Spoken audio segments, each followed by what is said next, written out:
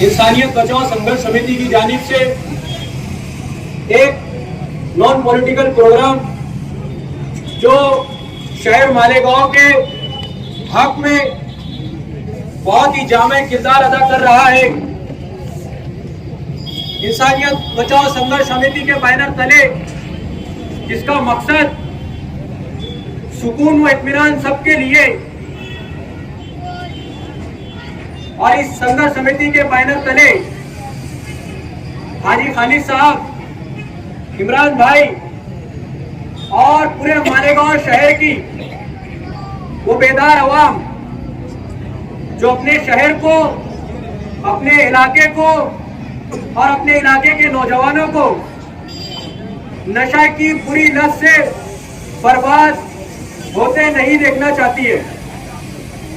ऐसे ही बेदार अवाम के साथ आज कुसुम्बा रोड इलाके पर इस मुहिम का मेरे हिसाब से तीसरा प्रोग्राम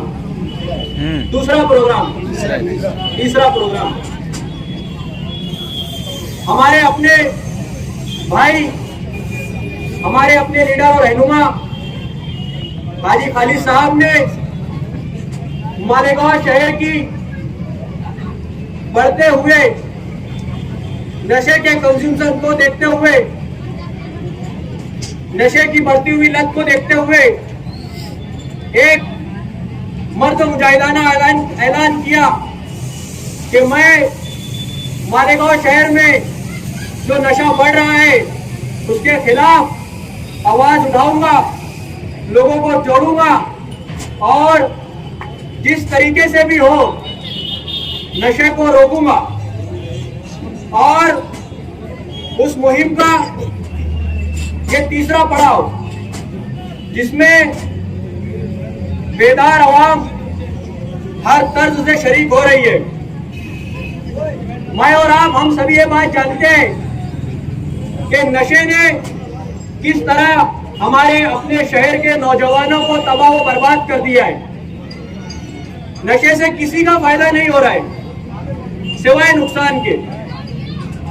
नशा करने वाला अपनी सेहत पर मुज़िर असरात मुरतब करता है, अपनी जान के साथ खिलवाड़ करता है, उसके बाद अपने रिश्तेदारों का, अपने घर वालों का जीना दुश्वार कर देता है।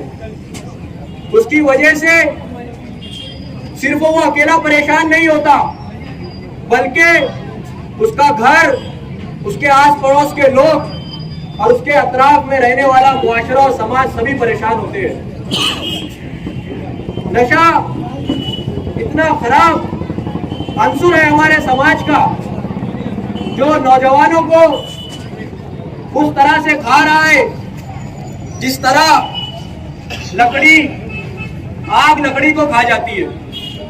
और हाजी खालिद साहब का ऐसे वक्त में जब हमारा शहर सिर्फ मालेगांव के लिए नहीं बल्कि अतराफ के इलाकों के लिए नशा इंपोर्ट और एक्सपोर्ट का गढ़ बन चुका है।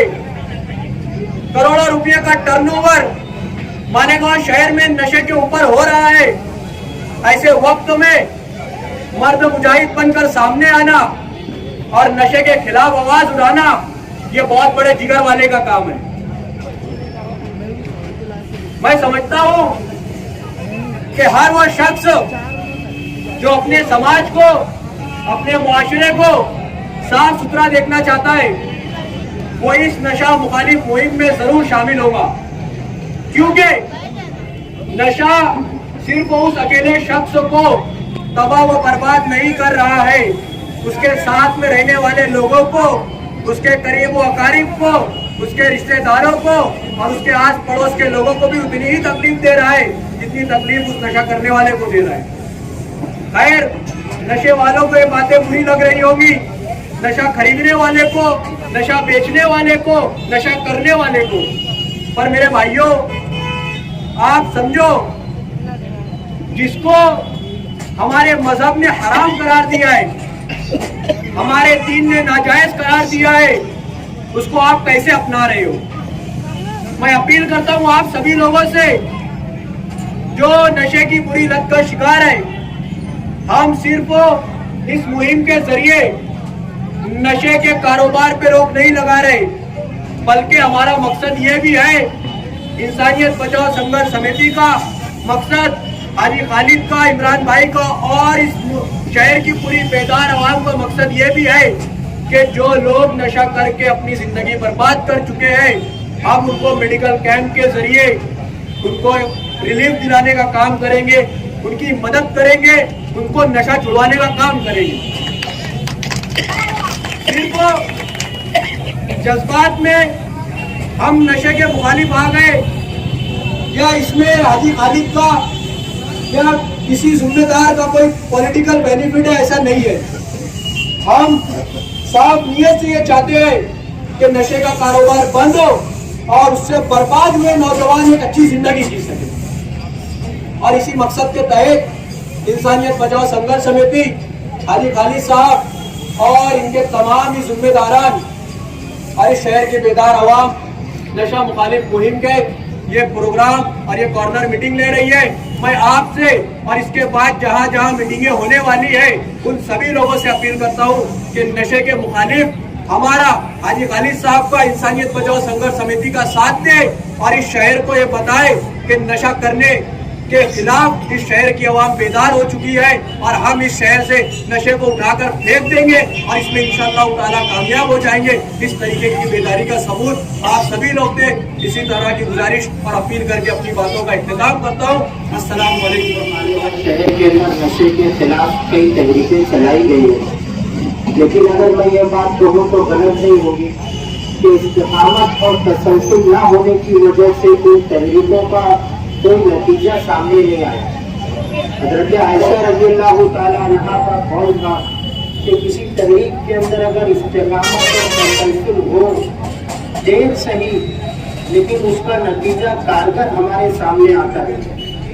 کسی شاعر نے کہا تھا، اب اسے دیکھوں تو آنکھوں پر یقین آتا نہیں، اب اسے دیکھوں تو آنکھوں پر یقین آتا نہیں، وقت اس کے جسم کا سب سنگ مرمر پی گیا، میں قدر میں کس نے کتنی پی خدا جانے، مگر میں قدر تو میری بستی کے کئی گھر پی گیا. آج ہمارے گاؤں شہر کے حالات ایسے ہیں. ابھی مجھ سے پہلے کچھ مقررین نے یہ بات کی طرف نشان نہیں کی کہ سرپرست حضرات سے گزارش کی ہے کہ وہ اپنی اولاد کی صحبتوں کے اوپر متوجہ ہو. میں آپ کو ایک بات بتاتا ہوں، صحابہ کرام رضوان اللہ تعالی علیہم اجمعین کو شرف صحابیت صحبت کی بنیاد پر عطا ہوا ہے.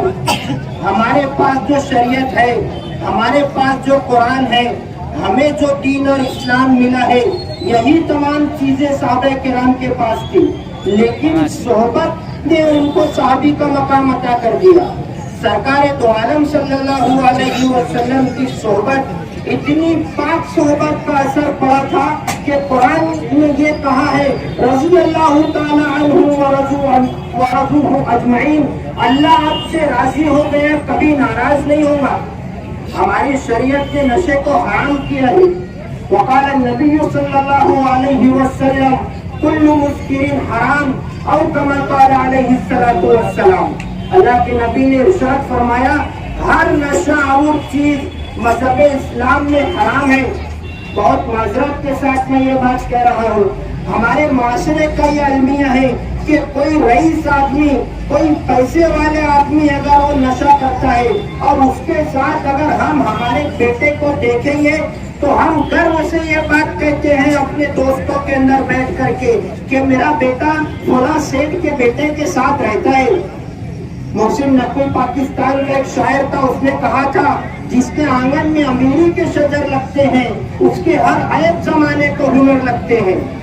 اور اگر کوئی غریب آدمی نشہ کرتا ہے، ہم اگر اس کے ساتھ ہماری اولاد کو دیکھیں گے تو گھر آنے کے بعد ہم ہماری اولاد سے کہتے ہیں کہ آپ دوبارہ اس کے ساتھ مت دکھنا، وہ نشہ کرتا ہے. محسن نقوی نے کہا تھا، جس کے آنگن میں غریبی کا شجر ہو محسن، اس کی ہر بات زمانے کو بری لگتی ہے.